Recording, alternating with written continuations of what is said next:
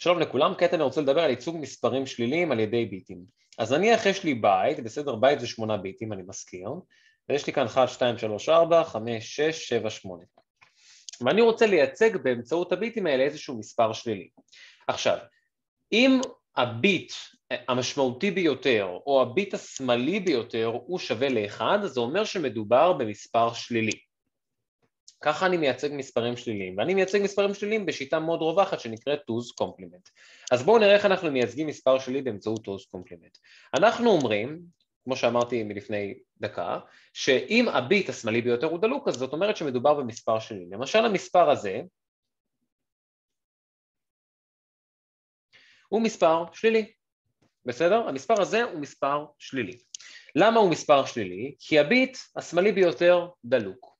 עכשיו, יפה מאוד שמדובר במספר שלי, אני רוצה להבין מה זה המספר הזה.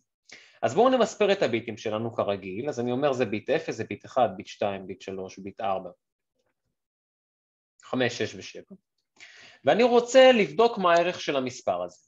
אז אני אומר שיש לי כאן, שימו לב, מאחר והביט, אם הביט השמאלי ביותר הוא דלוק, אז מדובר בסימן שלילי, אז יהיה לי כאן מינוס 1 כפול 2 בחזקת 7, בסדר?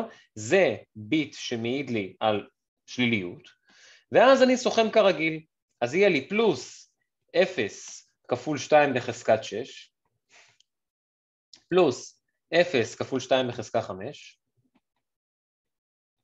פלוס 0 כפול 2 בחזקה 4, פלוס 1 כפול 2 בחזקה 3, פלוס 1 כפול 2 בחזקה 2, פלוס 1 כפול 2 בחזקה 1, פלוס 0 כפול 2 בחזקה 0. למעשה ההמרה של החלק הזה התבצעה כרגיל, נכון? של החלק הזה ההמרה התבצעה כרגיל. מה שהשתנה לי כאן זה למעשה שלביט הכי משמעותי הוספתי סימן מינוס. אז מה יש לי כאן? יש לי כאן מינוס 1 כפול 2 בחזקת 7, זה למעשה מינוס 128, בסדר? זה 0, זה 0, זה 0, פלוס 8, פלוס 4, פלוס 2. אז יש לי מינוס 128, זה וזה זה 12, פלוס 14, המספר שמיוצג לי כאן זה מינוס 114. מינוס 114. יפה. עכשיו, במידה ואני מעתיק את המספר הזה, בסדר? אני מעתיק את המספר הזה, ואני בוחר לכבות את הביט השלילי הזה, בואו נחבא אותו, נשים אותו 0 ולא 1, אז המספר שאני אקבל זה יהיה מספר חיובי, בסדר? אז המספר החיובי שאני אקבל יהיה 0 כפול 2 בחזקה 7, ועוד 0 כפול 2 בחזקה 6, ועוד 0 כפול 2 בחזקה 5, ועוד 0 כפול 2 בחזקה 4, ועוד 1 כפול 2 ב-3, ועוד 1 כפול 2 ב-2, ועוד 1 כפול 2 ב-1, ועוד 0 כפול 2 ב-0. סך הכל זה 0, זה 0, זה 0, זה 0, זה 8, זה 4, זה 2, זה 0. אז אני מקבל 8 ועוד 4 ועוד 2, 14. בסדר? עכשיו, אם הביט השמאלי ביותר הוא דלוק, אז לא רק שמדובר במספר שלילי, אלא הביט השמאלי ביותר הוא למעשה תורם לי מינוס 1 כפול 2 בחזקה המתאימה. בסדר?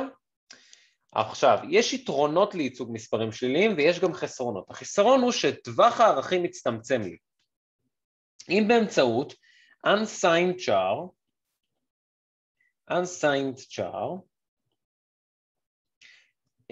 אני יכלתי לייצג את טווח המספרים בין 0 ל-255, אז אם אני משתמש בצ'אר רגיל, כלומר שהצ'אר יכול להיות גם מספר שלילי, אז אני יכול לייצג טווח שהוא למעשה מצומצם יותר מבחינת מספרים חיוביים.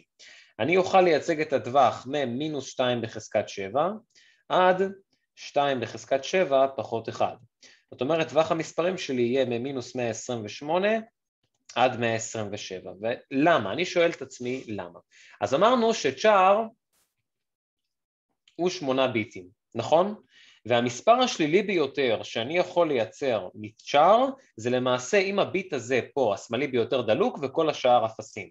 נכון? כי הביט היחיד שמוסיף לי סימן שלילי זה הביט השמאלי ביותר. כל השאר הם למעשה סוכמים לי איברים חיוביים. אז אם אני רוצה לייצר מספר הכי שלילי, כלומר השלילי ביותר, אז אני צריך להדליק את הביט השמאלי הזה. יפה. אז אם הביט השמאלי הזה דלוק, אז מה הערך של המספר שאני מקבל? אז אני ממספר את הספרות, 0, 1, 2, 3, 4, 5, 6, 7, אוקיי? ואני מתחיל לסכום, אז יש לי מינוס 1 כפול 2 בחזקת 7, פלוס 0 כפול 2 בחזקת 6, פלוס 0, בלה בלה בלה, ומלא אפסים, נכון? ואז אני מקבל פה בעצם מינוס 1 כפול 2 בחזקת 7. אם אני אדליק ביט אחר פה, בסדר, אני אקבל סכימה של איבר חיובי, ואז מה שיקרה זה לא תואם את המטרה שלי, המטרה שלי לקבל מספר הכי שלילי, כלומר מספר הכי קטן. אז מה שאני מקבל כאן זה את המספר מינוס 128, נכון? 2 בחזקת 7 זה 128, מוסיף מינוס זה מינוס 128. עכשיו, אם אני רוצה ליצור את המספר הכי חיובי, כלומר את המספר הכי גדול, מה שאני אעשה זה אני אחבא את הביט השלילי ביותר, כלומר אני אהפוך, בואו נעתיק את זה, אז אני אהפוך את זה ל-0, בסדר? ואת כולם אני אהפוך ל-1. ככה אני מקבל את המספר החיובי ביותר, כלומר הגדול ביותר. בסדר? ואז אני מתחיל לסכום. אני מקבל שיש לי 0 כפול 2 בחזקה 7, נכון? בעצם יש לי פה מינוס 0 כפול 2 בחזקת 7, כי אמרנו שהביט השמאלי ביותר הוא בעל סימן שלילי. אבל מכיוון שזה לא משנה אם אני עושה 0 או מינוס 0, אז יוצא לי, בכל אופן יוצא לי שם 0. ועוד 1 כפול 2 ב-6, ועוד 1 כפול 2 ב-5, ועוד 1 כפול 2 ב-4, ועוד 1 כפול 2 ב-3, ועוד 1 כפול 2 ב-2, ועוד 1 כפול 2 ב-1, ועוד 1 כפול 2 ב-0. יש לי פה 64 ועוד 32, ועוד 16, ועוד 8, 4, 2, 1. יפה, 64 ועוד 16 זה נותן לי 80, 80 ועוד 32 נותן לי 112, 120, 124, 126, 127. יפה. אז סך הכל המספר החיובי ביותר, כלומר הגדול ביותר שאני יכול לייצג הוא 127. יפה. עכשיו, לפני שאנחנו נתקדם הלאה, אני רוצה לדבר איך בהינתן איזשהו מספר חיובי, אני הופך אותו לשלילי. כלומר, אם אני מקבל ברצף בינארי את המספר 4, בסדר? 4 בבסיס 10 זה למעשה 1, 0, 0, נכון? בבסיס 2. אם אני מקבל 1, 0, 0 בבסיס 2, איך אני הופך את ה-4 הזה למינוס 4? זו שאלה מאוד מעניינת, ועל זה אנחנו נדבר בסרטון הבא. מה שאני רוצה שתבינו, זה שייצוג של מספרים שליליים הוא מתבצע על ידי הביט השמאלי ביותר, שהוא ביט הסימן.